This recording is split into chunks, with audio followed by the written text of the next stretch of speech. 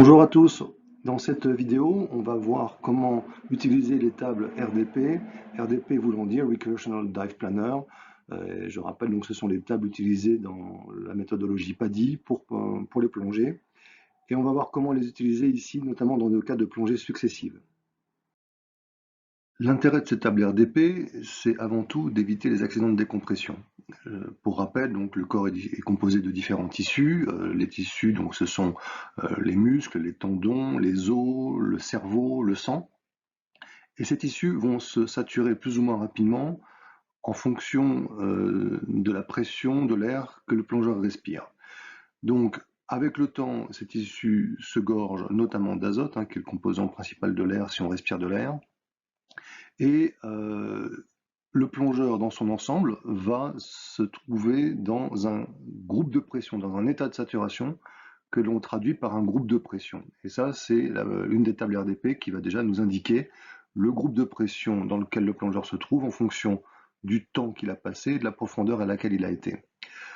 En fonction de ça, on va en déduire le ou les paliers de sécurité à faire, mais aussi les intervalles de surface à respecter s'il était amené à faire une deuxième plongée ou une troisième plongée.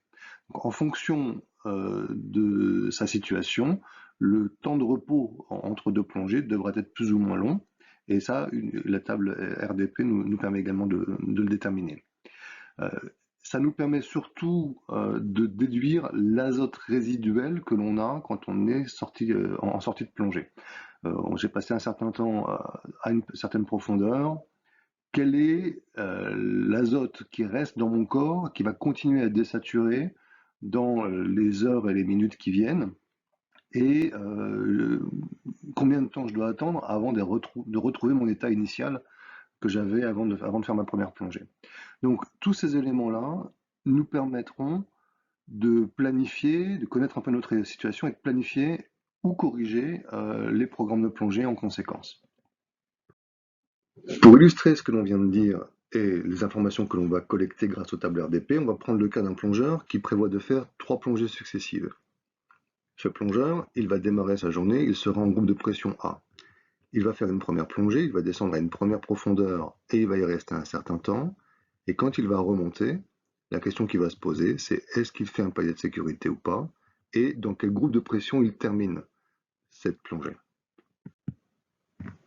Une fois sorti de l'eau, il va entamer ce que l'on appelle un intervalle de surface. Pendant cet intervalle de surface, son corps va continuer de désaturer, et donc à l'issue de cet intervalle, il sera dans un groupe de pression qui sera différent de celui dans lequel il est sorti. Maintenant, il envisage sa deuxième plongée. La question qui se pose par contre à ce niveau-là, c'est est-ce qu'il a totalement désaturé ou est-ce qu'il lui reste de l'azote dans le corps, et s'il lui en reste, quel est l'impact sur la plongée qu'il prévoit de faire. Donc ça, c'est le Residual Nutrition Time qui nous le donne, le RNT, et c'est cette valeur-là que l'on va essayer de déterminer pour ajuster le temps de plongée que l'on prévoit de faire pour la deuxième plongée. Le plongeur va descendre à une autre profondeur, il va y rester un autre temps, et quand il va remonter, pareil, la question qui se pose, c'est est-ce que je fais un palier de sécurité et dans quel groupe de pression je termine cette deuxième plongée. Rebelote en ce qui concerne l'intervalle de surface, le corps continue de désaturer, le plongeur à l'issue du deuxième intervalle de surface ne se retrouve plus dans le même groupe de pression que celui où il était en sortie d'eau. Quand il va entamer sa troisième plongée, là encore, il va devoir mesurer le temps d'azote résiduel, le RNT, que son corps contient, pour ajuster sa troisième plongée, faire une troisième plongée à une troisième profondeur, y rester un autre temps, remonter, savoir s'il fait un palier de sécurité ou pas, et dans quel groupe de pression il termine sa troisième plongée. Alors, quand on parle des tables RDP, on parle en réalité de 3 tables. La table 1 qui va nous donner le groupe de pression quand on sort de plongée. La table 2 qui va nous dire dans quel groupe de pression on se trouve à l'issue d'un intervalle de surface. Et la table 3 qui nous indique, en fonction des groupes de pression et de la profondeur que l'on vise, l'azote résiduel qu'on doit prendre en compte, ou autre manière de l'utiliser, pour une profondeur et un temps donné, dans quel groupe de pression cible je dois me trouver pour pouvoir faire la plongée. On va voir maintenant comment les exploiter avec des exemples. La table 1 nous indique pour une profondeur donnée, qui va jusqu'à 42 mètres, et un temps écoulé, que l'on lit ici verticalement, le groupe de pression dans lequel le plongeur va se trouver, avec deux règles particulières. Une première qui est que si le plongeur se trouve en groupe W ou en groupe X, il devra respecter un intervalle de surface d'1 heure minimum avant de replonger. Et s'il se trouve en groupe Y ou Z, l'intervalle de surface cette fois-ci ne sera plus d'1 heure mais de 3 heures, donc avant de pouvoir replonger. La table nous indique également les paliers de sécurité à observer. Par exemple ici, si je fais une plongée à 30 mètres pendant 11 minutes, je dois respecter un palier de sécurité qui est en général de 3 minutes à 5 mètres. Mais si vous regardez la répartition des cases grises, vous voyez qu'en fait, quand je suis à 30 mètres, systématiquement, je dois faire un palier de sécurité, même si je ne reste que 3 minutes. Donc les cases grises nous indiquent quand est-ce qu'on doit faire impérativement un palier de sécurité à l'issue de la plongée. Et les cases noires, quant à elles, nous indiquent la limite extrême à ne pas dépasser pour une profondeur donnée. Donc là, si je prends l'exemple d'une plongée à 25 mètres, je vois que je ne pourrai pas passer plus de 29 minutes pour cette plongée. Au-delà de ça, on sera dans une autre catégorie de plongée, qui est la plongée technique, enfin, qui ne sera pas la plongée loisir de PADI. Donc cette table-là est conservatrice pour éviter de tomber dans des plongées à décompression qui sont un peu plus compliquées à gérer. Prenons un exemple maintenant d'une plongée à 16 mètres pour 19 minutes. Et bien on voit que le plongeur dans ces cas-là se trouvera en groupe D. Et si, toujours à 16 mètres, il décide de rester plus d'1 heure, 1h10, donc 70 minutes, et bien on voit que dans ce cas-là, il va se retrouver en groupe de pression W. Et là, s'il voulait faire une autre plongée par la suite, il devrait rester au minimum 1 heure en surface pour laisser l'azote désaturé de son corps. La table 2 maintenant va nous indiquer, pour un intervalle de surface donné, le groupe de pression dans lequel je me trouve. Par exemple, si je termine ma plongée et que je suis en groupe L, groupe de pression L en sortie de plongée, et que j'attends 55 minutes en surface, eh bien la table numéro 2 m'indique que pour 55 minutes, qui correspond à l'intervalle 51 minutes à 59 minutes qu'on a ici, eh bien je me trouve en réalité non plus en groupe L, mais en groupe D. Voilà. Donc la table 2 sert, en fonction du groupe de pression dans lequel on est sorti et de l'intervalle de surface que l'on a respecté, à déterminer le groupe de pression final dans lequel on se trouve. Alors, on a vu que la première table nous donnait le groupe de pression dans lequel on se trouve, que la deuxième table nous donnait entre guillemets le groupe de pression final après l'intervalle de surface. Et la troisième table, quant à elle, elle va être particulièrement importante parce que c'est elle qui va nous donner un chiffre qui est en fait le taux d'azote résiduel que l'on doit prendre en compte pour nos prochaines plongées dans nos calculs. Et elle le donne en minutes. Donc on a deux informations particulièrement importantes dans cette table. Le RNT, Residual Nitrogen Time, le temps d'azote résiduel à ajouter à notre plongée, et également le temps maximal à ne pas dépasser pour un groupe de pression donné et une profondeur donnée.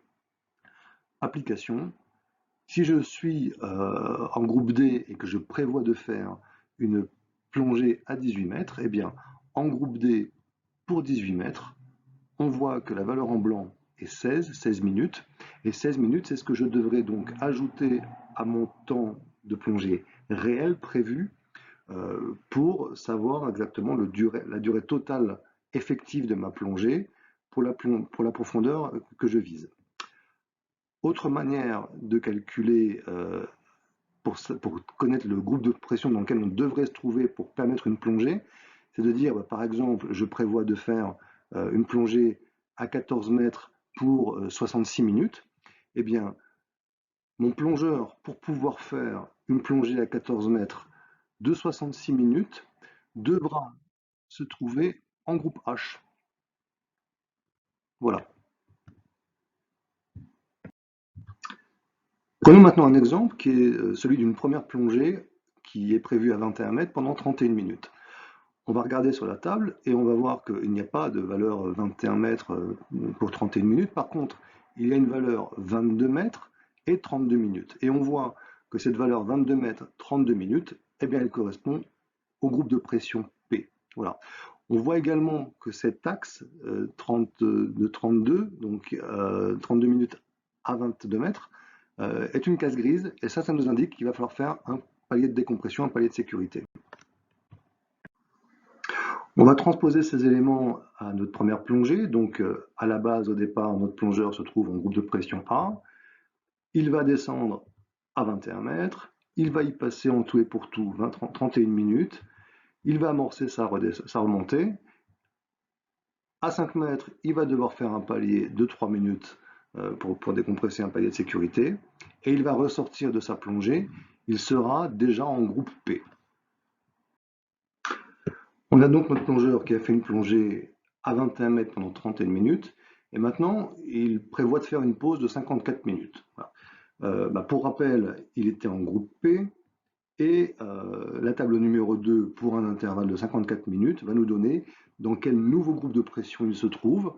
Donc, en ligne P, pour 54 minutes, on tombe sur la tranche entre 52 et 59 minutes. Et cette tranche correspond au nouveau groupe de pression F. Donc, à l'issue de ces 54 minutes, notre plongeur qui se trouvait en groupe de pression P se retrouve maintenant en groupe de pression F. On va transposer ces informations sur notre profil de plongée. Notre plongeur a démarré en groupe A, il a passé 31 minutes à 21 mètres, il est remonté, il a fait un palier, il était en groupe P, il s'est reposé pendant 54 minutes en surface, il est désormais en groupe F quand il démarre sa plongée numéro 2.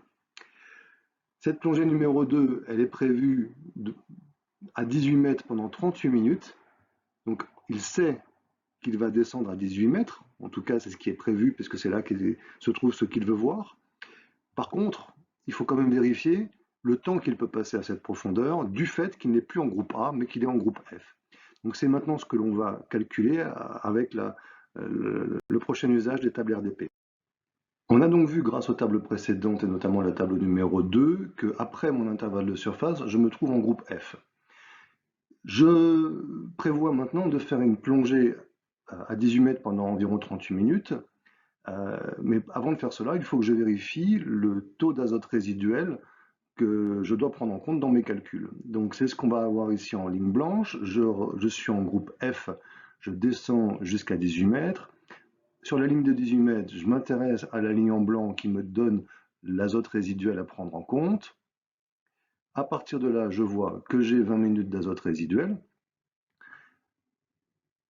Et ces 20 minutes, je dois les ajouter au temps effectif de plongée, au temps réel de plongée que je prévois de faire, pour avoir mon total bottom time, mon temps total de plongée à considérer pour les calculs. Donc là, si je prévois de faire 38 minutes, j'y ajoute 20 minutes et je tombe à 58 minutes de total bottom time. Cependant, je vois aussi dans la même colonne, en bleu, qu'il y a une valeur 36 qui est indiquée. Cette valeur, elle indique le temps maximum à ne pas dépasser quand on vient du groupe F et que l'on plonge à 18 mètres. Le fait d'avoir la valeur 36 ici m'indique que je ne dois pas dépasser 36 minutes effectives sous l'eau, enfin réelles sous l'eau, plus les 20 minutes d'azote résiduel. Et donc, je vois qu'il y a un souci, c'est-à-dire que les 38 minutes que je prévoyais de faire, d'ores et déjà, il y a de fortes chances que je doive les raccourcir.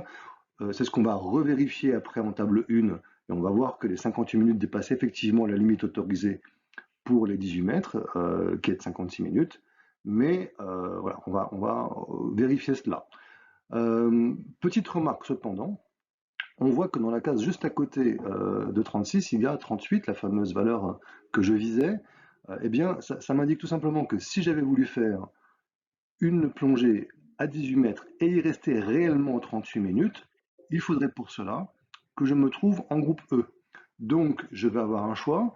Soit je plonge au bout de 54 minutes en groupe F et je dois raccourcir ma plongée, soit j'attends un peu plus longtemps en surface de manière à être en groupe E, et ça on verra comment on le fait après.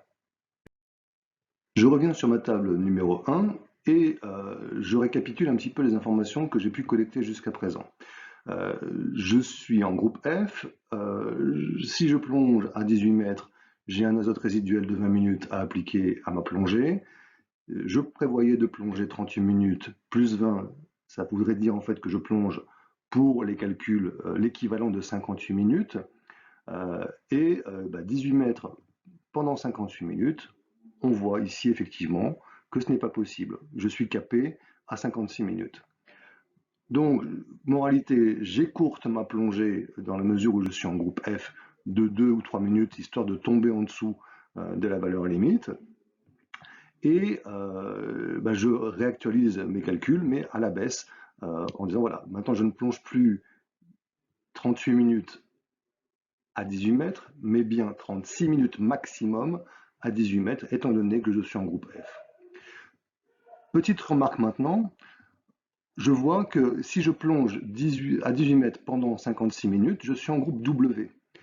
Ce groupe W, rappelez-vous, c'est une règle spéciale et qui veut que si j'atterris en groupe W à l'issue de n'importe quelle plongée, je dois respecter un intervalle de surface de 60 minutes minimum avant de refaire toute autre plongée par la suite. Groupe W égale 60 minutes d'intervalle de surface obligatoire avant toute autre plongée. Souvenez-vous, j'avais dit en remarque lors de la présentation de la table numéro 3 que si je voulais plonger 38 minutes à 18 mètres, il faudrait que je sois au moins en groupe E. Eh bien, il y a une manière d'exploiter cette information et de déduire l'intervalle de surface que je dois respecter quand je viens du groupe P. On reprend la table numéro 2 qui nous donne les intervalles de surface et on part de la colonne E en disant ça c'est le groupe cible dans lequel je dois être pour permettre ma deuxième plongée à 18 mètres pendant 38 minutes. Et l'intersection avec le groupe P, qui est celui dans lequel je me trouve en sortie de la première plongée, me donne un intervalle de surface compris entre 1 heure et 1h07. Donc, à partir du moment où j'ai attendu suffisamment longtemps, plus de 60 minutes, alors que j'étais en groupe P, eh bien, je me retrouve finalement en groupe de pression E et je suis apte à faire une plongée de 38 minutes à 18 mètres. A fortiori, si j'avais attendu 1h08, 1h16, 1h17, etc., j'aurais été dans des groupes de pression supérieurs, respectivement D, C, B et A, et la plongée n'en est que plus sécuritaire et est bien sûr autorisée. Je récapitule donc la situation à ce stade. J'ai démarré ma première plongée en groupe A, je suis descendu à 21 mètres et j'y suis resté 31 minutes. À la suite de quoi, quand je suis remonté, j'ai fait un palier de sécurité de 3 minutes et je suis arrivé en fin de première plongée en groupe P. Je me suis reposé 54 minutes, ce qui m'a valu d'être en groupe F à la fin de ces 54 minutes et d'avoir un azote résiduel à prendre en compte pour mes calculs de 20 minutes. Je prévoyais de faire une plongée de 38 minutes à 18 mètres. J'ai pu voir, grâce à ces calculs, que je ne pouvais pas faire 38 minutes, mais que je devais abaisser mon temps de plongée à 36 minutes pour avoir un maximum de total bottom time de 56 minutes, qui est le maximum que je peux observer donc à cette profondeur. J'ai fait ma remontée, j'ai observé de nouveau un palier de sécurité et j'ai fini ma deuxième plongée en groupe W. À l'issue de ce groupe W, je sais que je dois rester au minimum 60 minutes avant de faire toute autre plongée. C'est la règle spéciale comme on a vu sur la table 1. W ou X, je dois respecter un intervalle de surface d'au minimum 60 minutes à l'issue de ces deux groupes de pression. La chose, c'est que maintenant, il faut que je détermine, si je veux faire une troisième plongée, quel va être mon groupe de pression cible. Donc, ça, c'est ce que je dois déterminer en fonction d'éléments que j'ai. Et les informations que je vais avoir, principalement, ça va être la profondeur et le temps que j'essaye de faire pour ma troisième plongée.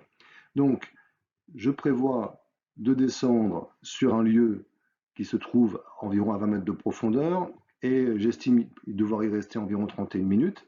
Mais la question qui se pose, c'est que pour faire cela, quel est le taux d'azote résiduel que je dois avoir pour permettre cette plongée, et donc quel est le groupe de pression cible dans lequel je dois me trouver à l'issue de mon intervalle de surface pour quitter le groupe W et arriver à un groupe de pression qui me permettrait de faire cette plongée de 20 mètres et de 31 minutes.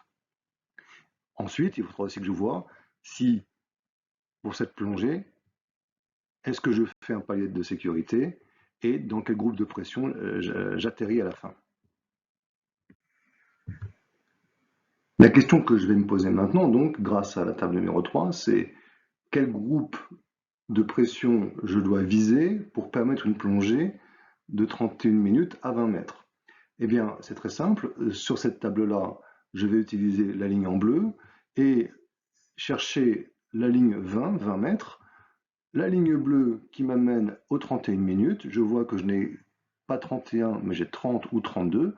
Je vais appliquer la règle la plus conservatrice, qui est de prendre 32 minutes pour 20 mètres. Et là, je vois que les 32 minutes pour 20 mètres correspondent au groupe de pression C. Donc, à l'issue de ma deuxième plongée, quand je sors en groupe W, je dois faire en sorte qu'à la fin de mon intervalle de surface, je sois en groupe C. Je sais maintenant que pour pouvoir faire ma plongée à 20 mètres pendant 31 minutes, il faut que je sois en groupe C. Je sais également que je viens du groupe W. Donc maintenant, ce qu'il faut que je vois, c'est combien de temps je dois attendre pour quitter le groupe W et arriver jusqu'au groupe C. Ben, c'est très simple, je fais l'intersection de la ligne W avec la colonne C et je trouve un temps d'attente ici qui est au minimum d'1h41. Donc, si je suis en groupe W en sortie de deuxième plongée, pour arriver en groupe C, je dois attendre au moins 1h41 minutes. En table numéro 3, donc j'ai donc déterminé le groupe de pression cible dans lequel je dois me trouver pour pouvoir faire la plongée, mais j'ai aussi une autre information importante qui est l'azote résiduel que porte cette plongée.